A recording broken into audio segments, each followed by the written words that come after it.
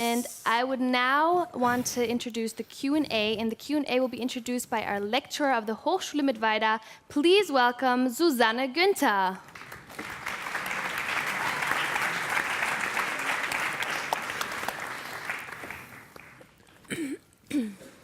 Okay, well, thank you very much.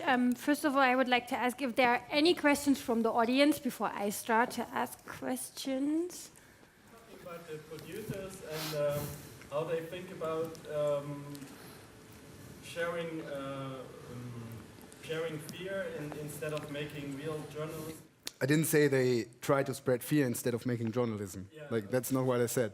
But it's pretty easy to concentrate on the fear because you can be sure that it will be like successful in television. Like people watch that. Like it's always two sides. It's the publisher or the channel, and it's the viewer. Like it's not just the media is bad. No, it's also the viewer. But yeah, I don't know. It's like kind of short-viewed when you have some phenomena like ISIS. Or now what's happening in Paris. It's kind of short-viewed when you just concentrate on the like sensation and or the big bubble, which is like growing daily. And you mustn't forget that you do not just concentrate on the emotions. You mustn't forget to inform people and try to, I don't know, to communicate, like bringing people together. It's better to inform and to try make people understand the other side and try to understand each other than just to point at them, oh, fucking evil ISIS. Oh, look at them, have fear, be afraid. But yeah, it's like the normal dynamics. Not just with Syria or ISIS, about everything. Wasn't seeing any change in this direction. No. Because they don't have to, because it's working. Like the system is working, why should I change it? You need people entering the media and trying to like get a foot in the media system and change it. Like, wie ich gesagt habe, du brauchst neue Formate und du brauchst Leute, die anders da rangehen. So, und sich nicht damit zufrieden geben, okay, die Quote stimmt und die Sendung war gut. So, das ist selbstgerecht und faul. Und it's about the responsibility which you have when you go into media. So that's a really good point. And from your point of view, I mean, you come from Syria. How do you assess the information, like the German media spreads about the Syrian conflict, the conflict in Syria, ISIS? How do you You mean how do I see it? Yeah. Well, yeah, of course, it's not about only the German media. I mean, it's in the whole world, like, there is lack of like, at the moment, to go immediately to the source on the ground to talk to people. I mean, that day I talked to a journalist when the first Russian strike happened in north of Homs in Talbisa, and like people, they were like just like changing information on the internet, and especially journalists. So I talked to a Deutsche Welle journalist, and I told her that I have now a source that you can talk to immediately on the Skype and make sure what is happening. And the strike just fell 10 meters away from him. Just talk to him and ask him what happened, and include it in your own news, so people should know and judge. It's not like about what always the officials are saying. So some. It's the problem is all like propaganda is trying to distort, and the politicization of the issue is trying to distort the information that you are getting. I don't know, I felt sometimes there is the feeling of trying to re-bring Assad to the scene as a possible option after all this like blood scenes and of ISIS cutting heads and etc., which really aches my heart, because like we are not in the black and white game. There's an elimination of the gray zone, and not the ugly gray zone of impartiality that I don't want to involve in anything, but the gray zone which you talk about values, not the people, not the sides, not the parties, but the values. And when you talk about a dictator, as a possible option just because the other side is like really hell or something, and you picture it in the media as like this, just to cope with some political right-wing agenda. I mean, here journalism is distorted in all media outlets in a way or another. But one question, did this journalist talk to the guy who suffered the airstrike? Yeah, absolutely. He did? Absolutely. Okay. Absolutely. They did, and they broadcasted immediately. Because I have to say, we know each other. Like, we met before I went to Syria. I met to the Reporters Without Borders. There was a kind of seminar, kind of information, an Informationsveranstaltung, and he was giving a lecture and talking about like how to do the radio in Syria. And I went to the Reporters Without Borders in a time where journalism was almost impossible in Syria because not just ISIS, but also the Assad regime tries to get rid of journalists, and they don't want the media in the country. So I was thinking, okay, this seminar, it must be crowded by journalists because the claim was journalism in Syria, is it impossible or something like that, huh? Yes. And there were only 10 people or 12 people, and none of them was from a big channel. They were all freelancers like me, and one from Deutsche Welle. And I was like, what the fuck? I mean, you don't get any information from this country, so go and try to educate yourself in an organization like Reporters Without Borders, who are obviously connected to people who are in Syria. But it was almost empty, so yeah. Lazy. Yeah, well, Lazy actually, people. lazy, afraid a little Lazy bit. people, yeah. I mean, of course, now it has been really long time since like a foreigner journalist that went to Syria. I mean, except of Jürgen Tottenhofer, which was not that much of really nice what he's done. No. But anyway, like he reminded me of Robert Fisk of Britain. But anyway, what saddens me a little bit is like there is another side of the story. For example, there is a civil society is working in Syria. Nobody's talking about. There is a state. There is local councils that providing people with services, with a school, with food, and it's always like about this dark black side of the whole story. And we need to do whatever it takes to support this civil society because it's the core of a future state. We should not let this atmosphere of darkness and terror all the time, like in the media. I mean, of course, it's attractive, it's sexy, I know, but people like to see a bombing and etc. But still, I mean, like, for example, the lost generation in Syria, we have 3 million children without schools. I think for me, this is a much, much bigger story than ISIS and what it's doing and who is slaughtering or like refugees. Now everybody's talking about refugees here, We don't go like to the real reason why did they come. And of course, there are some reports, but I don't think it's enough to convince decision maker to step in and do more. So what you basically say is that the journalists should come back. I mean, it was a really good strategy of ISIS to like hijack reporters, aid workers, kill them. So nobody's really willing, except individuals. Nobody is really willing to go back to support, to like put their own life on stake. Yeah. But is that, in your opinion, what the West needs to do to like get the people back there, support civil society? It's not that easy. That's the thing. Like you can't just go into Syria and think, okay, I'm filming here. Like, but that's not impossible. Yeah. But then a guy like Jürgen Tottenhofer is going to ISIS at a point of time where ISIS was already so popular. Like we know that ISIS is so dangerous and they cut people and they're slaughtering and they're raping and blah blah blah. We know ISIS is extremely bad and evil. We know that. So I don't see why it's necessary to do another big inside Islamic State documentary because we already have this information kind of, So why like you said, concentrate on the people who are trying to build up like a state in a state, or try to build up hospitals, try to build up schools, try to maintain a kind of life in a war zone. We don't know nothing about that. We don't know nothing about that. But we know, there are ISIS soldiers from Libya, from, I don't know, Russia, from Germany, and blah, blah. Yeah, we know that.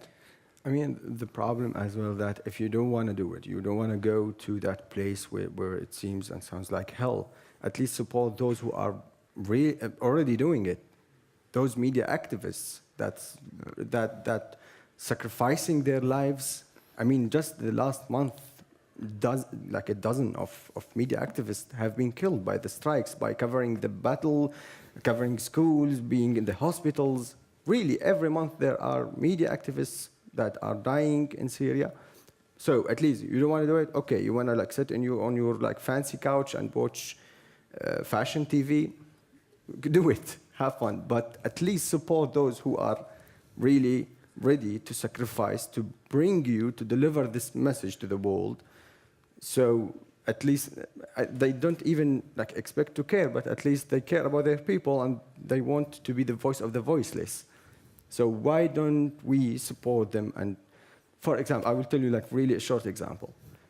We as Syrian media activists, we really warned about there are a black power emerging in the east of Syria for 1-2 years.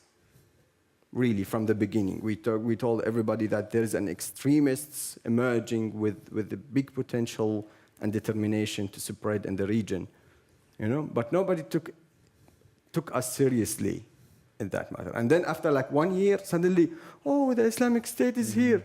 Oh my God! Where did they come from? What they are doing? Who is supporting them? Blah blah blah blah blah. You know, if they just took us a little bit serious. Beginning, as Syrians are locals, that you need to support the locals. If you don't want to do it yourself, just support the locals. They are doing it anyway. They are dying for it anyway. So this is one of the wishes that we are trying to foster here in Europe as Syrians, and hopefully it's going to work. Yeah. My question is actually, when those two factors are gone, everyone in the Western media is like, when Bashar al-Assad is gone, well, now it's like he's a stable factor in the region. But everyone is talking like Islamic State and Bashar al-Assad, if they are gone, the Syrian conflict is done. But like you said in your documentary, Mr. Koch, there are alliances between rebel groups that are temporary. There is the Kurdish conflict with the Peshmerga in the Iraq region that are saying they want to keep their area. The Syrian Kurdish forces, from what I've understand, have the same principle. They said we bled for our country.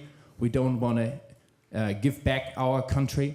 So the integrity of Syria is at stake. And my question is, what needs to be done? What needs to be focused in Western media to draw more attention on the more pressing topics like what is happening after Assad, what is happening after ISIS? Thank you. Well, what's happening after Assad? Like, how can you say this? I mean, just face the political situation. Nobody has a clue. It's just a big mess. And the Syria Convention in Vienna is held without any Syrian representatives. Like, Syria is not... The Syrians... Basically, it's like ridiculous, but it's the fact. The Syrians have nothing to say about their own country because it's made up between the US, Iran, Russia, and I don't know, like all the other parties which are involved. So I don't know. I don't know what to say. What's after Assad? Because is there an after Assad? So this is the question. Will he be gone? No, he's more into power than, I don't know, 2 years ago, 3 years ago. And I don't have the answer to the Syrian conflict. Sorry. Yeah, well, I mean, it's a little bit complicated to shift the topic to this point. But of course, what is after Assad and what is after ISIS, it all depends on how it ends.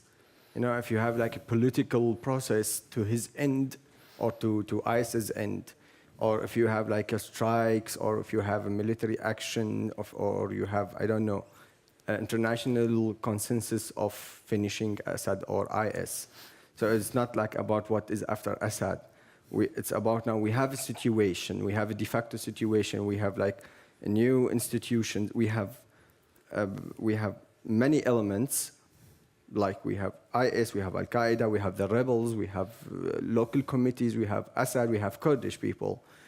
And the question is, what is the best way to reduce the pain and the suffering, and to reach a political consensus, and then to start like peace building, peacemaking and peace building and peacekeeping, those processes, how can you do them? You know, this is the question now. Yeah, basically it's about focusing on solutions and not just talking about problems. Exactly. Because that's it. We have solutions, like step by step by step by step, but you need solutions. You know, and it was never talked about solutions. For example, the no-fly zone. Yeah. Like nobody even talked about a no-fly zone in the last years, which would have been like the very first thing to do. For that, I always, like, people ask me like, what is the solution for the Syrian conflict? And actually, I always say that it's not about the solutions, because it's about the implementation of the solutions. Because now I can put you 100 solutions. I can write you really 150 pages of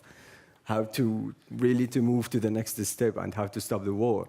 But give me a state that is willing to implement these solutions. Now we have like really a political struggle of interests and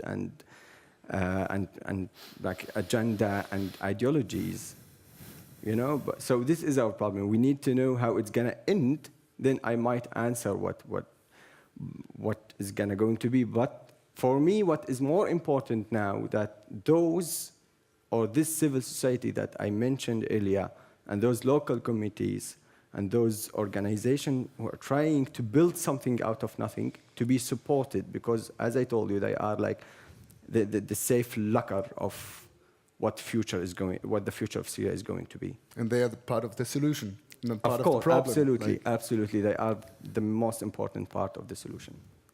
Do you think it's confusing that everybody's talking about Paris, but nobody really seems to be interested in Syria?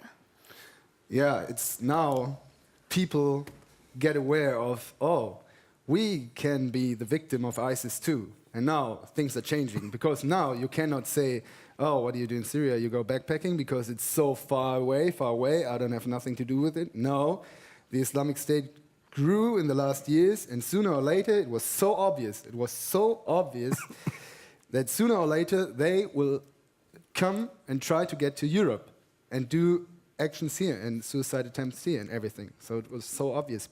So, of course, there's a big change, because now it's hitting us and people are afraid, and people are stand more in solidarity with white, Middle European, Western people than with Middle East people. But for example, there was a suicide bombing in Beirut at the same day, or the day before? The day before. So you have heard nothing about that. It's like everyday life. But yeah, maybe if you can learn something out of it, is like get involved and try to understand what's happening on Earth. Because the Middle East is not just the Middle East. The Middle East is one part of the planet we are all living on, you know? So you can't run away from it. And yeah, it's a bit... yeah, all those Facebook profile pictures, and we stand with friends and blah, blah, blah. Yeah. That's the way it works. Huh? Yeah, well, absolutely. I mean, I'm totally with you about we have to give the human value the same equal value anywhere in the world. I mean, I always tell my Syrian friends that we are not the only ones who are suffering in the world. There are a lot of people are dying, actually. And unless we feel their sorrows, we will not. We must not expect that other people will feel sorry for our sorrows as well. So we must, like in Kenya as well, just died about 140 people in Kenya. I mean, they are African, and some people really don't have some passion to Africans. I mean, let's be honest. But nobody shared photos, or nobody, you know. And the policy itself, the reaction, I don't know if that should be answered as well as the reaction of the government, like more bombing in Syria on ISIS. I mean, it's just stupid, you know, as you will not achieve anything but destruction with more bombing. You need really a good plan with, for example, that day I criticized one of the bombing, that on a daily basis, it cost about $1 million $7 per day, the campaign on ISIS or something, while when a civil society or an organization asks for $40,000 to build a school for children, they say we don't have the budget.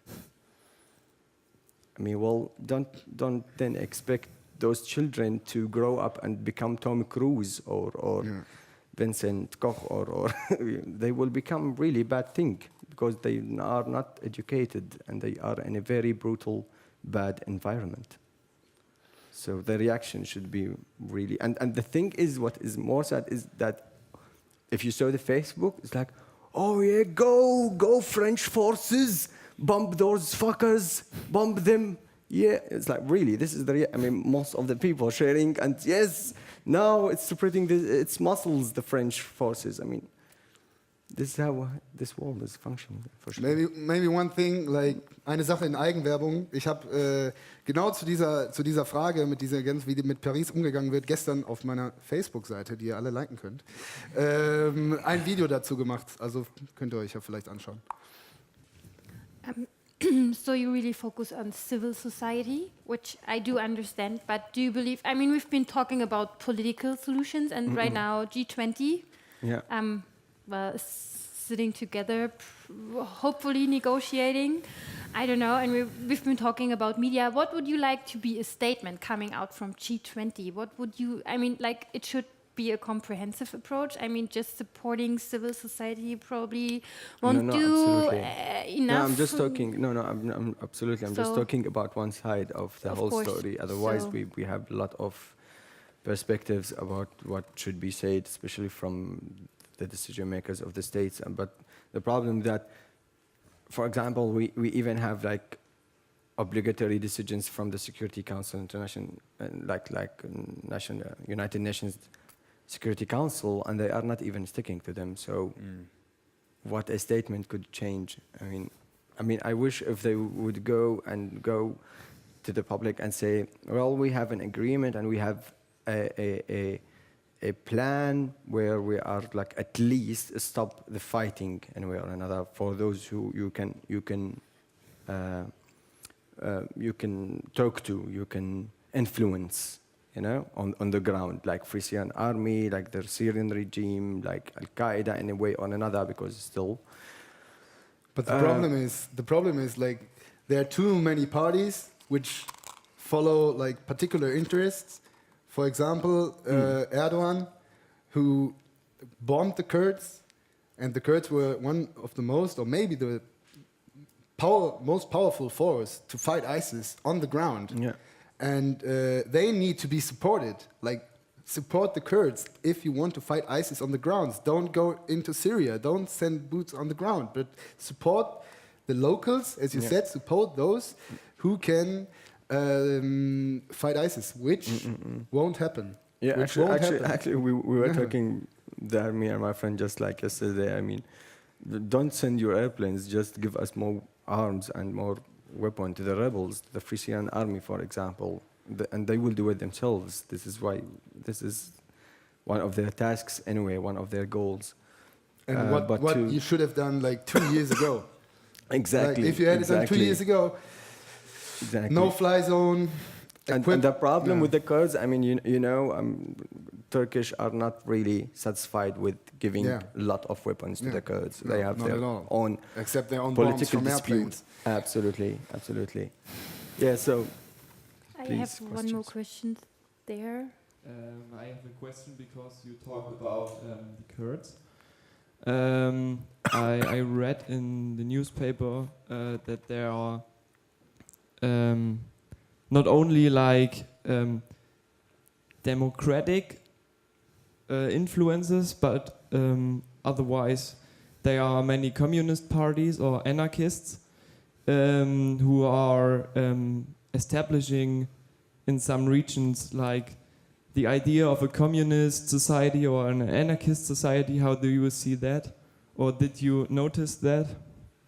Yeah, well, obviously the Kurds are more likely to be in the left, on the left, but yeah, I mean, what is it about?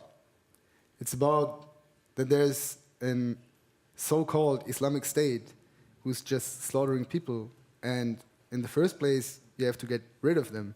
And the Kurds are a party which you can obviously like talk to.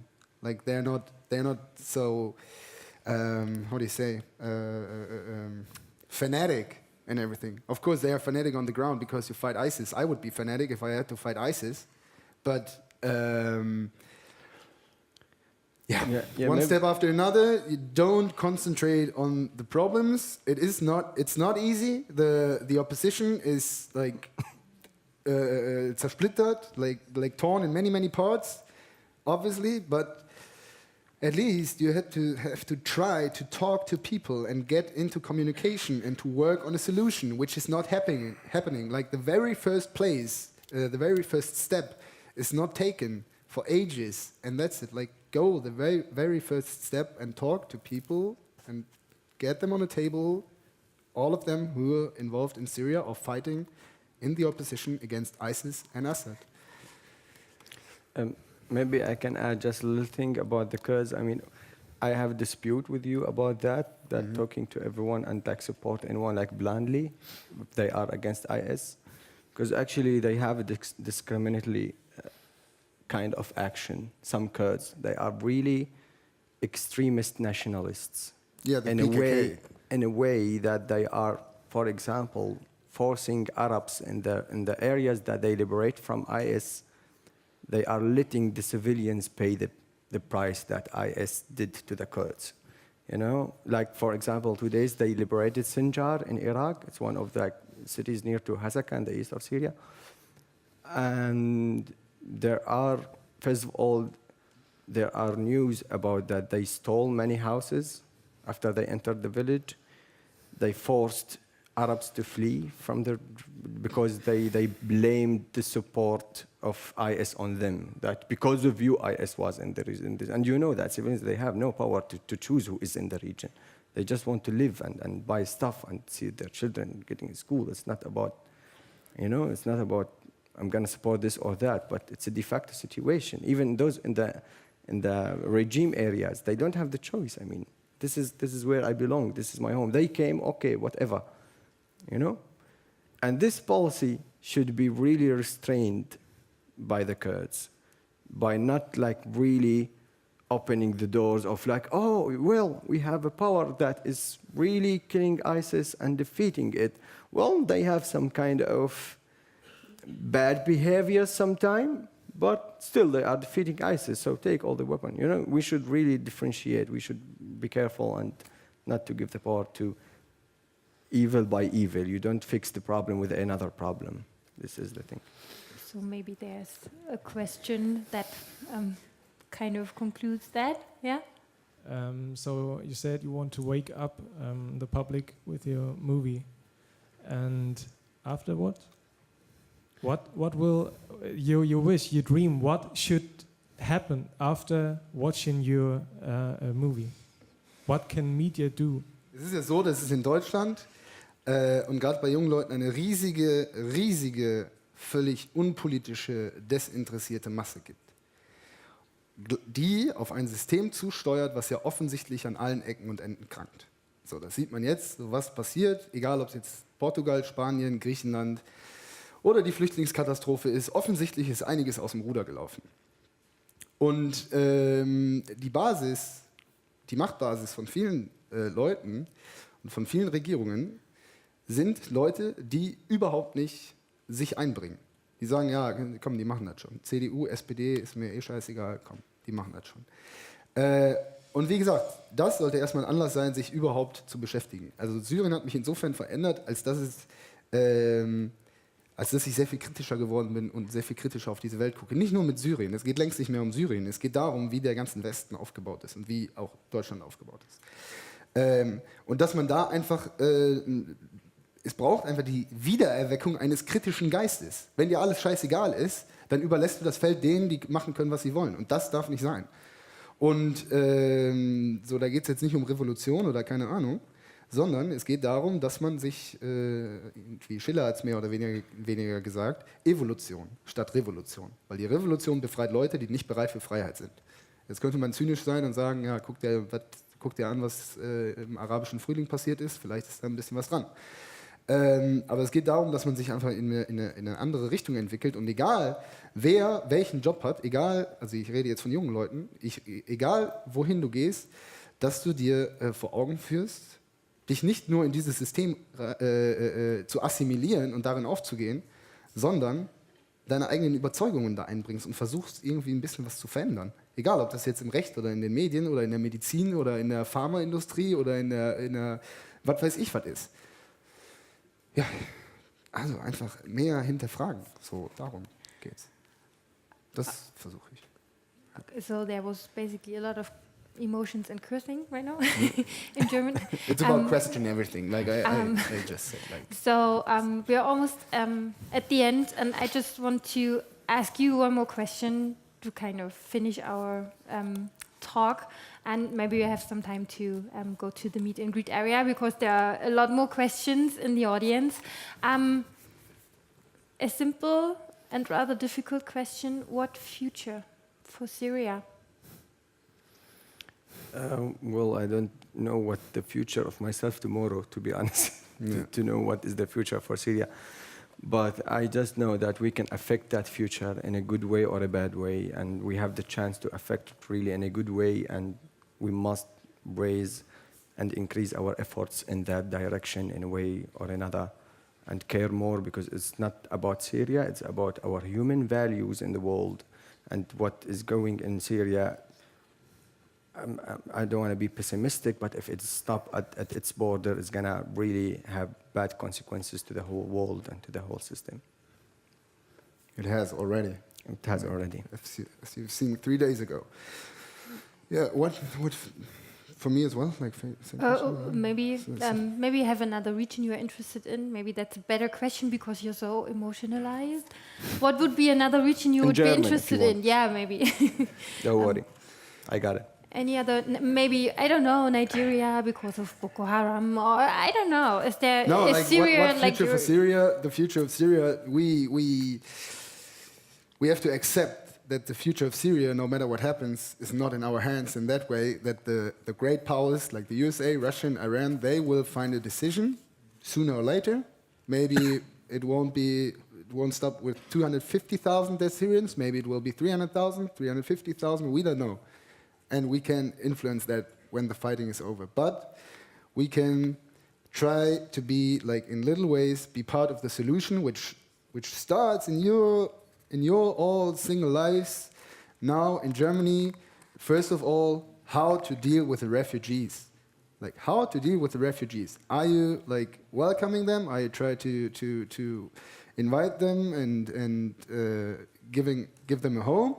Because every single refugee who is not, also jeder Flüchtling, der nicht richtig aufgenommen ist und hier alleine und verzweifelt und so weiter ist, der ist ein gefundenes Fressen für alle möglichen Extremisten, die es auch hier in Deutschland gibt und die schon hier auf Menschenfang gehen vor Flüchtlingslagern. Und es geht darum, dass man diesen ganzen radikalen Ideologien, egal ob politisch oder religiös oder wie auch immer, mit einem gewissen Maß an Menschlichkeit und mit einer gesunden Mitte entgegensteht. Und das kann man nur, wenn man aktiv ist und nicht, wenn man sein Anzeigebild ändert und sagt, okay, jetzt ist alles gelöst. Das ist es nämlich nicht. Du musst in der Realität dafür sorgen, dass diese Gesellschaft sich nicht weiter spaltet, was gerade passiert, und nicht weiter sich auf die Hölle zubewegt.